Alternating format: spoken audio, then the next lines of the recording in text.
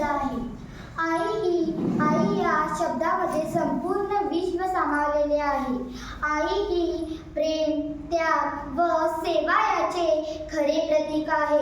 प्रत्येक व्यक्तीच्या जीवनामध्ये आईचे महत्त्व अधिक आहे. माझी आई माझे सर्वस्व आहे.